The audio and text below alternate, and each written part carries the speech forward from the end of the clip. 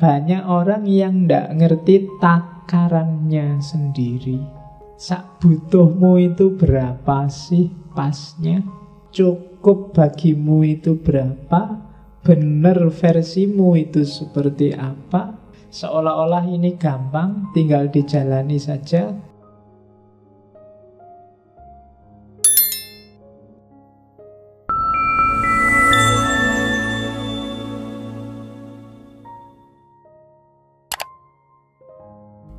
Oke, bismillah. Assalamualaikum warahmatullahi wabarakatuh.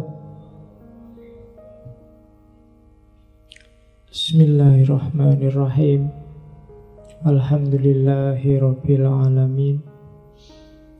Alhamdulillahi nahmaduhu wa nasta'inuhu wa nastaghfiruh wa na'udzu billahi min syururi anfusina wa min sayyiati a'malina. Allahumma sholli wa sallim wa barik ala habibina wa syafi'ina Sayyidina wa maulana Muhammadin wa ala alihi wa ashabihi wa ala manittaba'a huda, amma ba'du. Bismillah, mari kita lanjutkan ngaji kita dalam sesi filsafat kebahagiaan. Malam ini minggu terakhir bulan Maret, kita nyampe ke tokoh terakhir, Ki Ageng Suryo Mentarang, tokoh Jawa. Setelah ini kita akan ganti tema. Di bulan April temanya yang agak keras sedikit. Kita akan ngomong politik. Saya ambil juga dari barat dan dari timur, sama kayak filsafat kebahagiaan.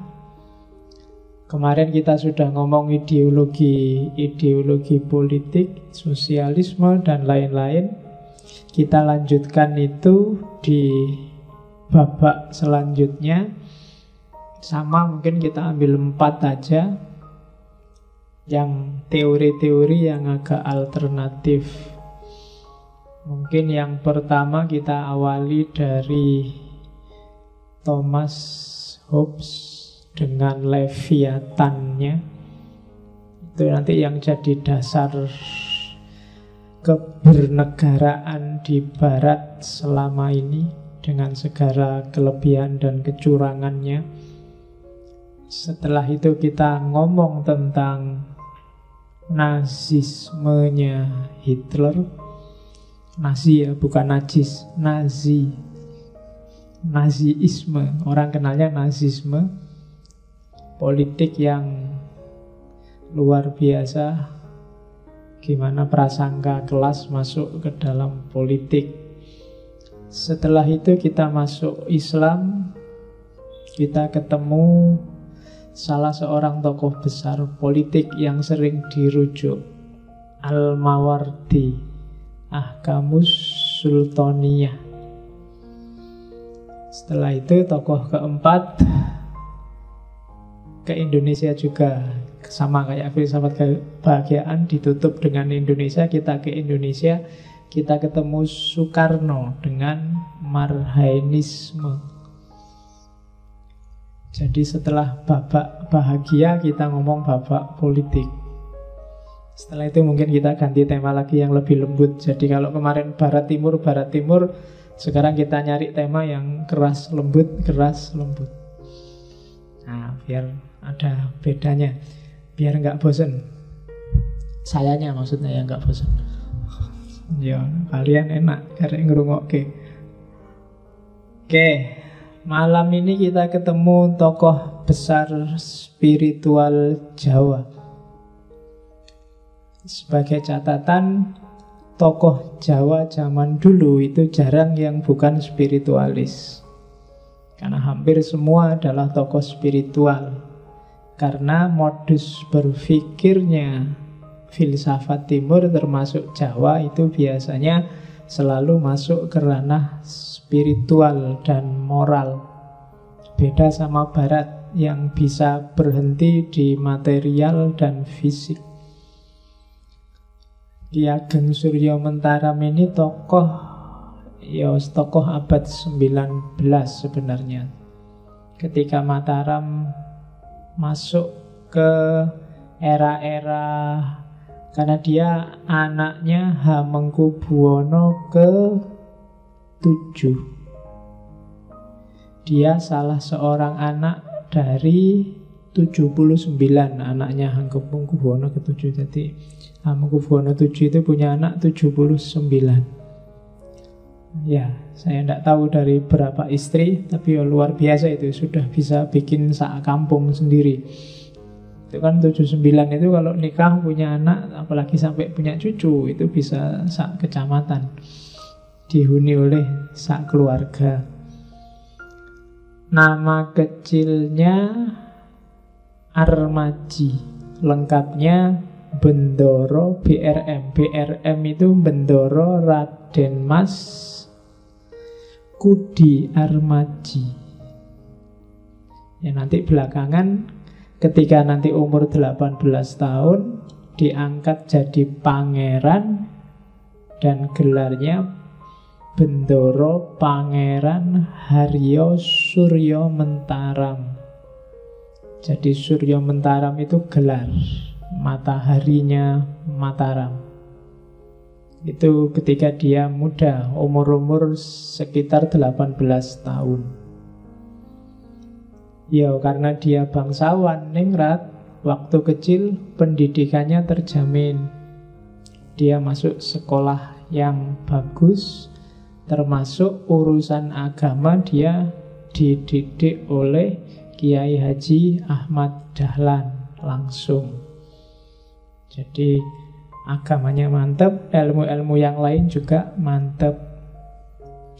Cuma Ki Ageng Suryo Mentaram ini orangnya gampang gelisah karena pikirannya tajam. Dan dia di keraton gak kerasan. Yang paling terkenal dari ceritanya Suryo Mentaram kan dia sampai tua nyari yang namanya manusia, golek menungso. Di keraton dia tidak ketemu manusia. Keluhnya nanti ra ketemu menungso. Dia nyari itu bertahun-tahun, nanti ketemunya sudah tua, ketika dia sudah nikah dengan istrinya yang kedua. Jadi dia lama dia nyari manusia.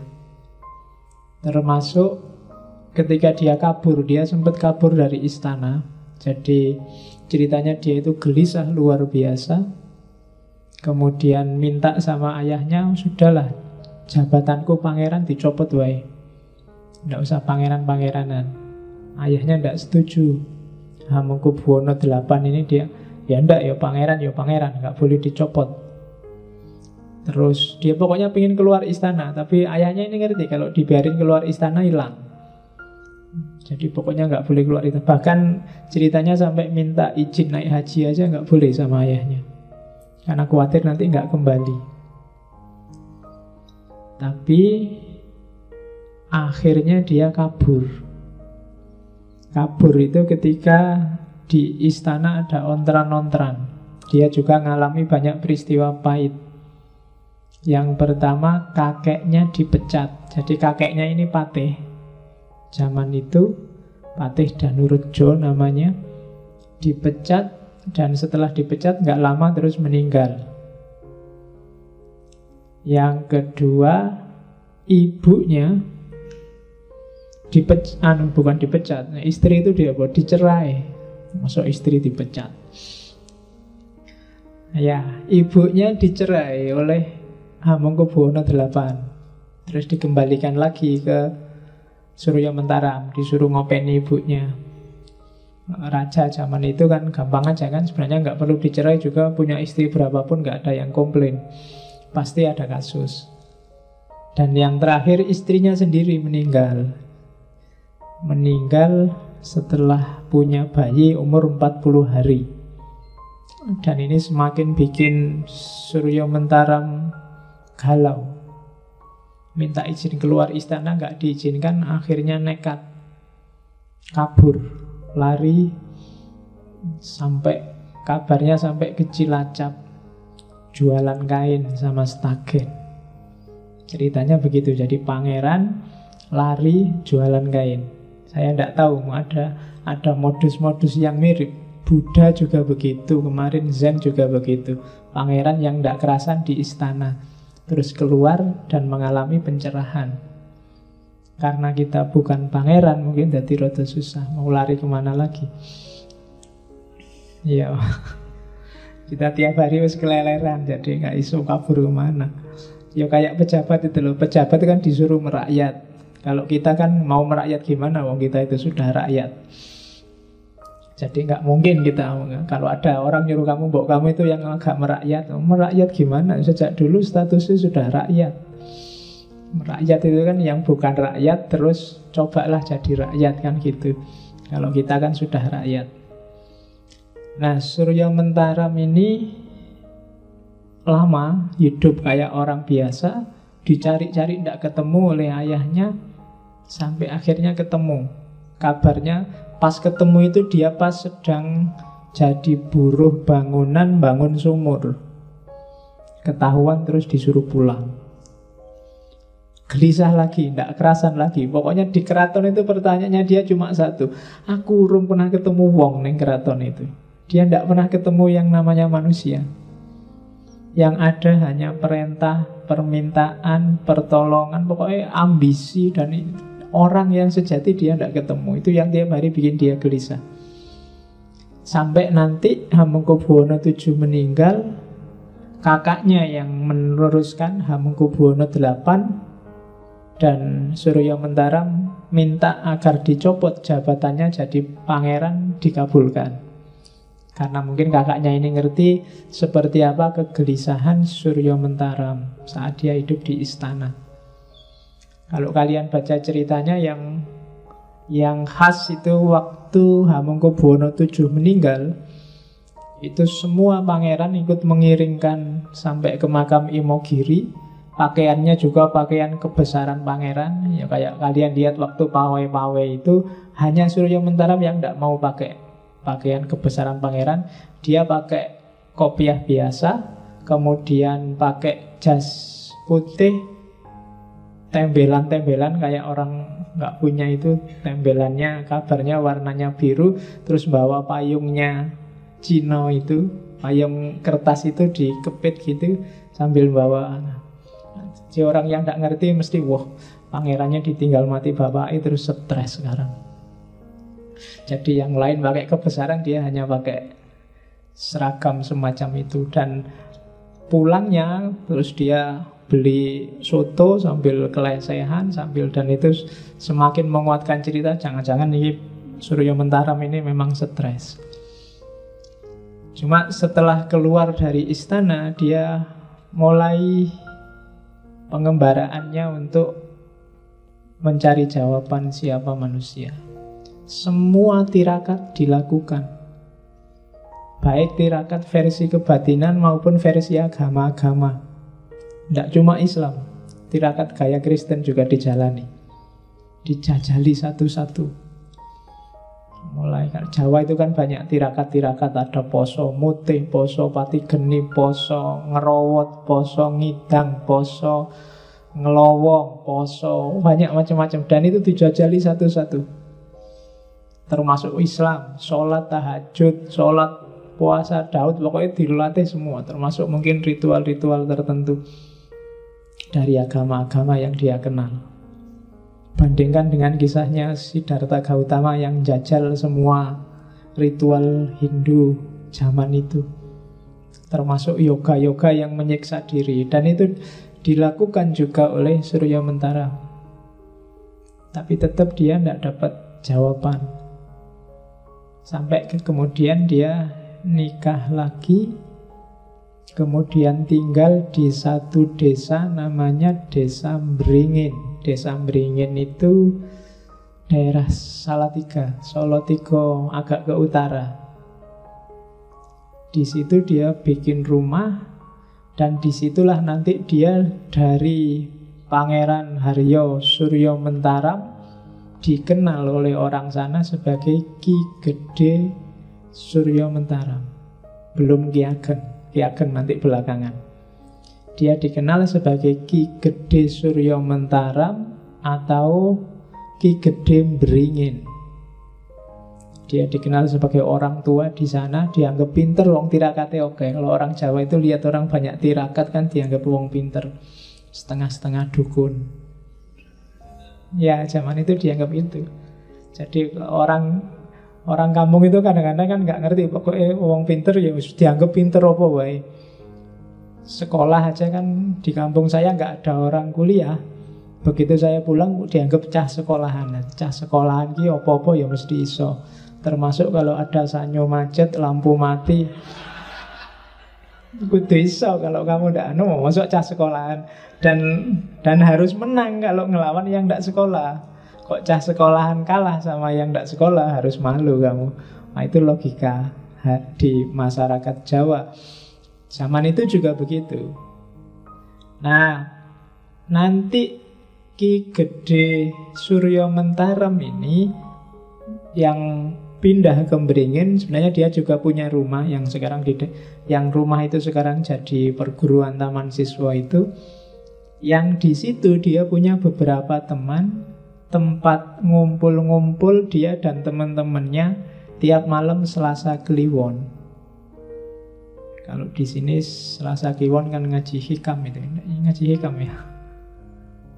Jadi malam Selasa Kliwon itu ngumpul 9 orang yang mengkaji macam-macam, semacam sarasehan. Yogi Gede Suryo Mataram, nama yang lain saya lupa, yang saya ingat cuma satu, Ki Hajar Dewantoro. Itu teman diskusinya, masuk klub 9 orang tokoh yang diskusi macam-macam. Zaman merajalelanya penjajahan Belanda zaman itu. Dan dari situlah nanti muncul gagasan untuk mendidik masyarakat sehingga lahir Taman Siswa. Dan Taman Siswa itu yang bagian didik anak-anak muda itu jatahnya Ki Hajar Dewantoro. Yang bagian didik orang-orang tua jatahnya Ki Gede Suryo Mentaram. Jadi ini pendidikan untuk orang-orang tua. Makanya kadang-kadang ajaran-ajarannya disebut ilmu tua. Ilmu tua itu bukan ilmunya yang tua, tapi biasanya yang bisa nangkep itu orang-orang tua. Orang muda apa enggak bisa? Bisa, paham bisa. Cuma menjalani, menangkap dan menghayati dan menjalani masih belum. Karena orang muda ada gejolaknya sendiri, makanya sering disebut ilmu tua. Dan itu yang dari situlah nanti Ki Gede Suryo Mataram oleh Ki Hajar Dewantoro diganti Ki Gedenya jadi Ki Ageng Suryo Mentaram. Dan salah satu tokoh sebenarnya perjuangannya penting, Ki Ageng Suryo Mentaram dan kawan-kawan inilah nanti yang ketika ganti penjajahan Jepang, dia dan teman-temannya ngirim surat ke Jepang untuk dikasih fasilitas membentuk pasukan. Dan surat permohonan ini dituruti dan lahirnya namanya peta. Bagi yang belajar sejarah nanti kan tahu pasukan bentukan Jepang yang namanya peta. Itu diawali dari usulannya Ki Ageng Suryo Mentaram karena ingin agar Indonesia juga punya tenaga militer zaman itu.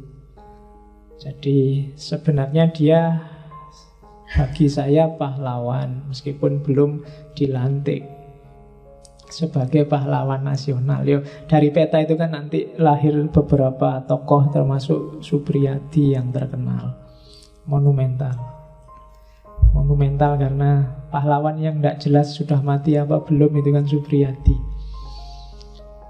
Ya kapan-kapan kita ngobrol itu. Oke. Nah, termasuk juga Surya Mentaram ini pernah nulis sebuah buku kecil judulnya Jimat Perang.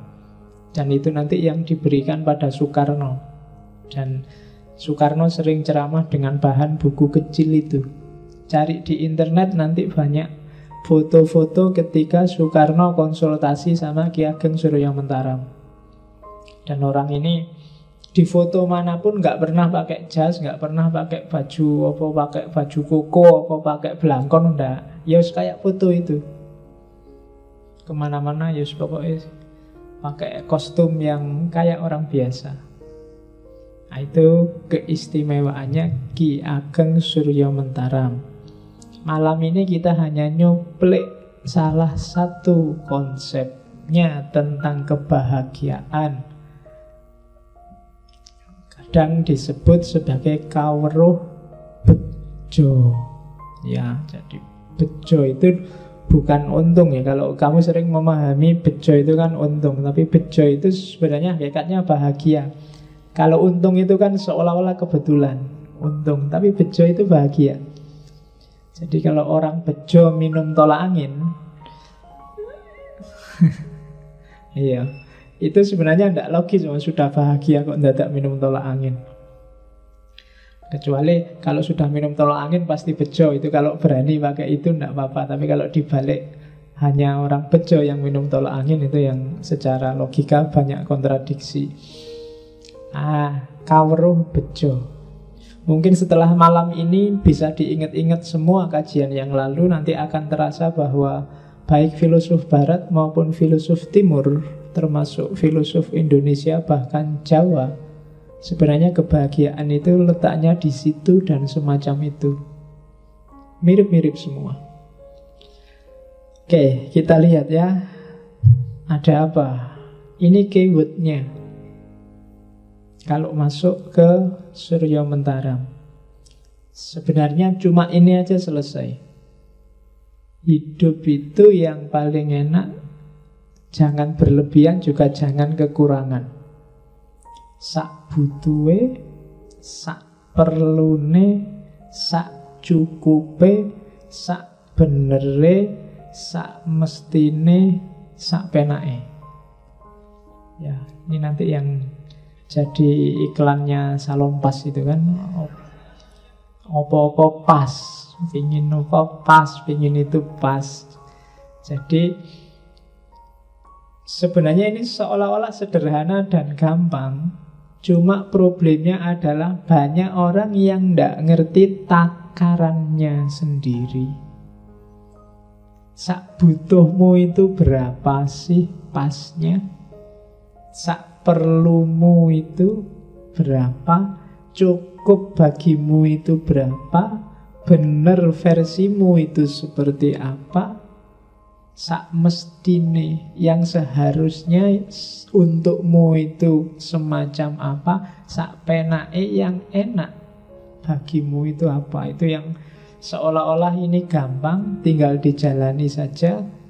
Tapi kalau nggak ngerti ilmunya, nggak ngerti takarannya, bisa blunder, bisa kekurangan, bisa kelebihan.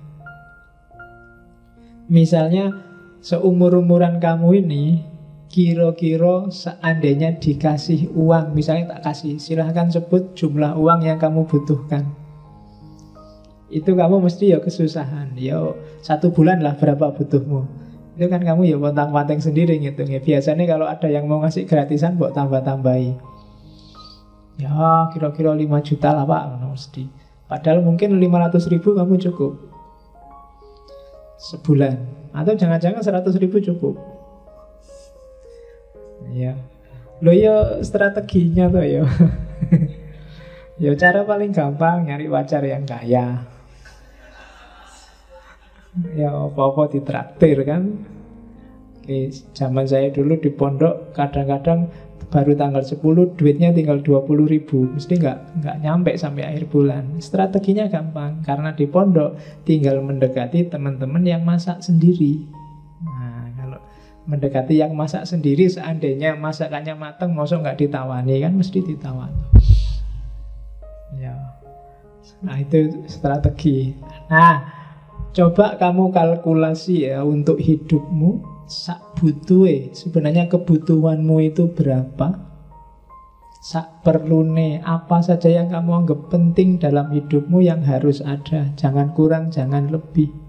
Secukupnya, apa-apa takarannya harus pas, sak benere, sesuai yang bener, yang relevan, yang sesuai untuk hidupmu. Sak mestine dan sak penake. Yang bikin kamu nyaman itu apa?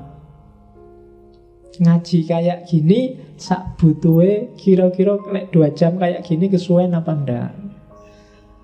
Nah, iya kamu enak, aku sing kesuwen. Iya. Terus sak perlune, kan gitu, sak perlune aja. Filsafat itu ya kadang jelimet, kadang gampang, ya diambil aja seperlunya. Ya kan, saya ingat dulu waktu kajian yang filsafat Islam itu ada bagian-bagian pikirannya para filosof yang sudah ngoyo-woro. Ngoyo-woro itu sudah ngapain itu dibahas jelimet itu, kan terus tak skip. Nggak usah paham itu juga nggak apa-apa. Diambil substansinya aja, nggak usah detail teorinya. Nah itu sak perlune. Karena kalau tak jelasin sampai detail masuk ke situ, pemahamanmu yang tadi mau paham nggak jadi paham, jadi kacau semua. Mending itu diloncati dulu. Harus ada strategi gitu, kalau nggak malah kacau. Nah itu sak perlune, sak cukupe. Nah sesuai cukupnya itu berapa. Nggak usah panjang-panjang, kalau pendek cukup. Bikin makalah itu kalau 2 halaman idenya sudah terwakili ya sudah, nggak usah dipaksa jadi 5. Kalau dipaksa biasanya terus kamu copy paste, ya kan? Dan nggak nambah apa-apa, kadang malah nambah jelek. Saya pernah lihat beberapa waktu ke luar negeri itu, beberapa proposal disertasi aja kadang cuma 3 lembar. 3 lembar, jadi nggak neko-neko pokoknya targetnya, penelitiannya apa, dasarnya apa, mau pakai metodologi dan pendekatan apa, cuma 3 lembar itu. Oh, kalau di sini langsung dikembalikan. Tapi di sana bisa, karena mungkin 3 lembar itu sudah proposal itu sebenarnya kan pingin janjinya penelitianmu maunya kayak gimana sih, kan cuma itu. Kadang-kadang kan kamu ada proposal sampai 50-60 halaman, nah itu ya sudah jadi tulisan, ngapain dibikin. Itu bukan proposal kalau saya, ya itu wis dadi skripsi, sudah jadi tesis itu segitu. Mesti lebih banyak basa-basinya daripada intinya, ya kan? Jadi ya banyak basa-basinya itu. Orang yang ndak paham, ndak ngerti kamu nulis apa. Orang yang paham teorinya, komentarnya mesti cuma 1, wis tahu. Ya kan, wis tahu itu mana yang baru. Kamu cuma ngutip sana ngutip sini, bikin tesis apa bikin clipping. Jadi hidup itu sak cukupe, sak benere.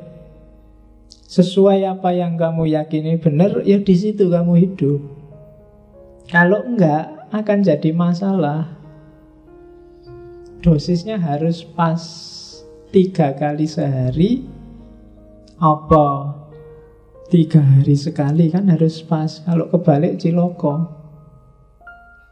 Sak mestinya dan sak penake, mana yang bikin nyaman. Ini rumus.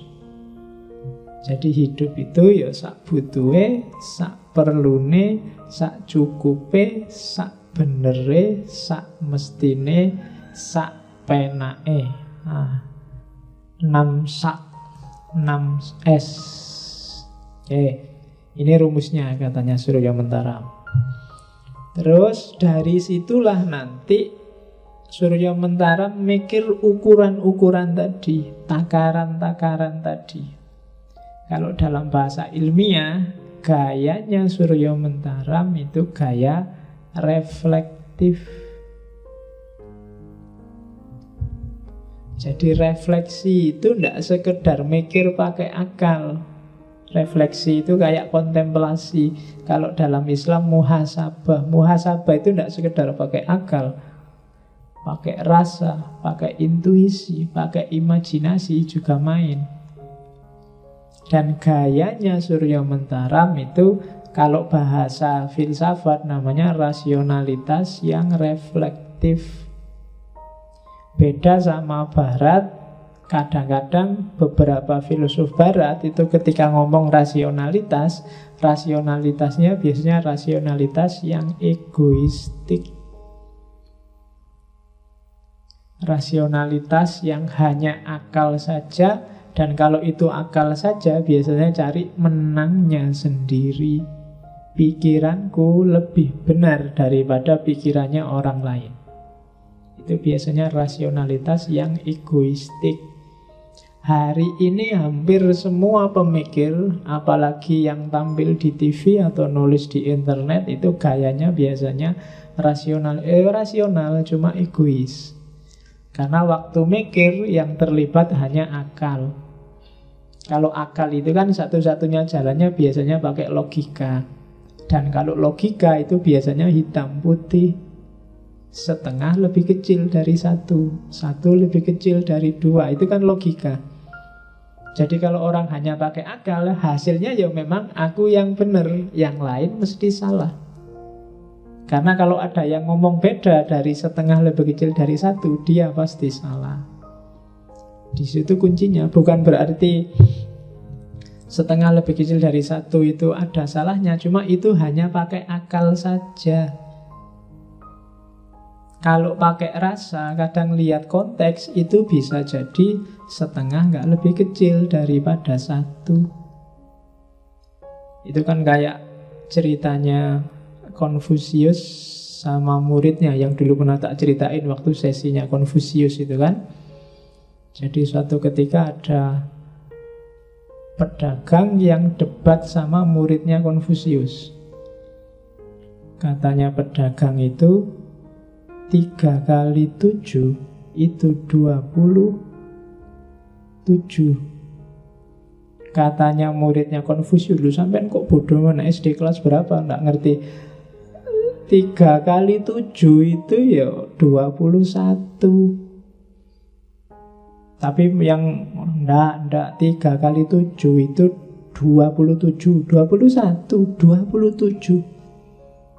Gegeran lama terus udahlah, ditanyain gurumu aja Konfusius, dia mesti jawabnya 27. Taruhan ya, kita kalau kamu bener penggal kepalaku. Cuma kalau aku yang bener, kamu tak cambuk 10 kali. Wes, karena dia yakin banget nek bener kan. Akhirnya begitu ketemu Konfusius, ditanya, guru, berapa 3 kali 7? Jawabannya Konfusius, 3 kali 7 ya 27. Iya guys, pusing muridnya, ini guru stres ini. Kemarin bilangnya 21, sekarang bilangnya 27. Terus akhirnya kan seneng itu yang pedagang.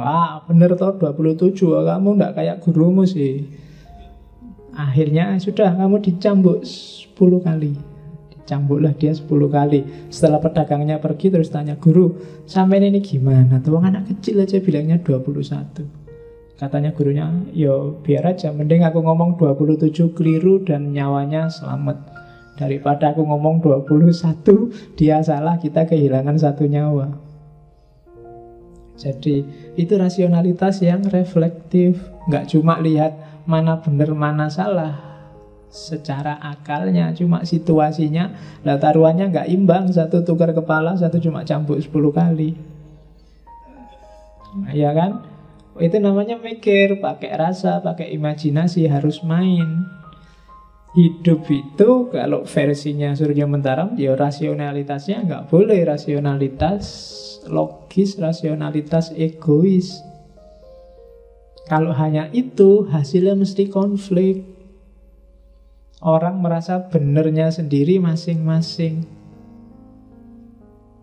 Jadi rasionalitas reflektif. Dan kalau memang masih mungkin naik kelas 1 level, rasionalitas akomodatif.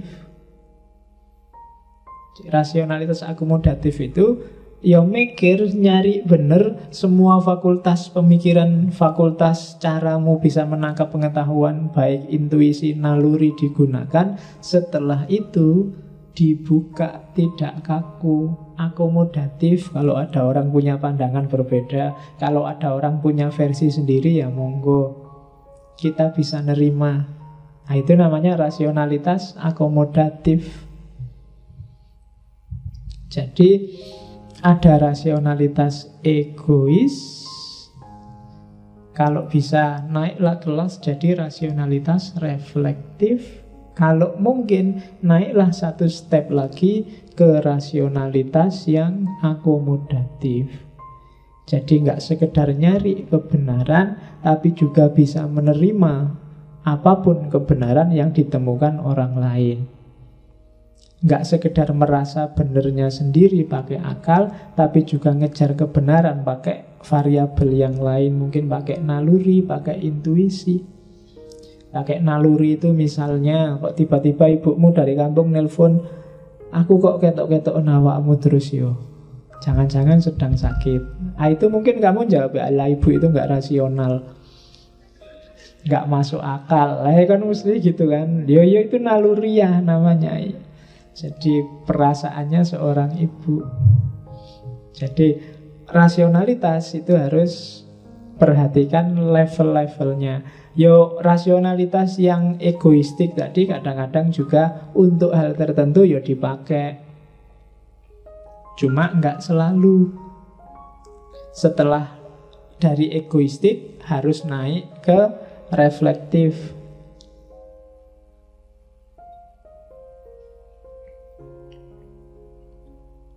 Misalnya tehnya panas. Kalau rasionalitas yang egoistik kan tiba-tiba tak omong, teh panas man. Tapi kalau rasionalitas yang reflektif dipikir sih, ini sudah capek-capek dibikin, ini sudah capek-capek masak, ya kok gitu apa ya tiba-tiba harus ngomong gitu. Yo kok nanti lah. Itu reflektif. Yo tak omongi tapi nggak sekarang, atau ngomongin nyindir dikit lah gitu. Itu reflektif. Kalau akomodatif, sudahlah nggak usah ngomong. Tiap orang kan takarannya beda-beda. Mungkin dia mikirnya ngajine 2 jam, kalau dikasih yang dingin nanti sampai akhir jadinya tambah dingin. Itu akomodatif. Kamu bisa nangkep apa yang dia mau. Itu levelnya semacam itu. Oke, jadi Surya Mentaram dia ada di level rasionalitas reflektif ketika dia ngomong tentang kebahagiaan, karena dia masih nyampe ke kebahagiaan individu, meskipun nanti di ujung dia masuk ke rasionalitas yang akomodatif, memahami semua orang yang lain sesuai dia memahami dirinya sendiri. Nanti Surya Mentaram ini merasa tercerahkan, menemukan. Jadi ceritanya satu ketika dia sedang tidur sama istrinya sendiri, sama istrinya orang lain. Jadi tiba-tiba terus dia bangun. Ketemu sekarang. Bertahun-tahun sejak umur 18 tahun gelisah nyari manusia. Ternyata ketemu sekarang. Istrinya kan cuma bengong aja, iki wong iki waras apa ndak. Jadi tiba-tiba ngomong sendiri, tidak sendiri, ketemu sekarang. Terus istrinya tanya, "Lho ketemu itu ndi?" Terus saiki menungsone. Ya iki menungsone itu. Ya Surya Mentaram yang tiap hari gelisah, tiap hari sumpek, tiap hari nyari menungso, ya dialah sendiri manusia itu. Jadi itu persis kayak René Descartes yang aku itu ada apa enggak sih? Akhirnya ketemunya kan dirinya sendiri. Ada, ya aku ini. Buktinya ada aku apa? Ya yang mikir aku itu ada apa tidak tadi. Berarti apa? Ada yang mikir. Kalau ada yang mikir berarti kan ada buktinya, aku ada, yaitu yang mikir tadi, yang sedang meragukan tadi. Nah, mirip itu Surya Mentaram merasa, ya yang gelisah tadi, yang tiap hari nyari jawaban, yang tiap hari sumpek tadi. Itulah dia manusia. Cuma tidak kayak Descartes, dia terus loncat ke ranah spiritual bahwa untuk memahami diri, untuk nemu orang, maka orang harus bisa ambil jarak dan lihatlah dirimu sendiri. Jadi kayak keluarkan dirimu dari dirimu, terus tolehlah lihat dirimu sendiri.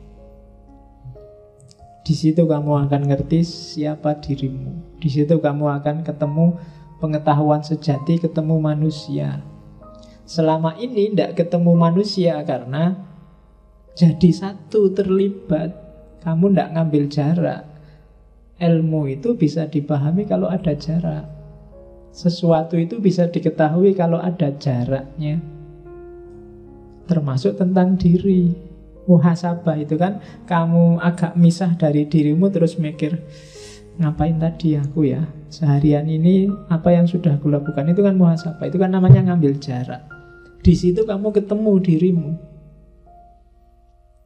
Ya kalau kamu wajahmu nempel di tembok itu, kamu tidak akan ngerti tembok itu warnanya hijau mateng apa hijau muda. Nggak jelas. Kalau sama pacarmu sedang nempel itu nggak jelas, cakep apa jelek sama saja. Oh iya kan, cakep itu kelihatan kalau ada jarak. Ya paling nggak dikit-dikit lah. Kalau nempel itu nggak penting lagi sudah.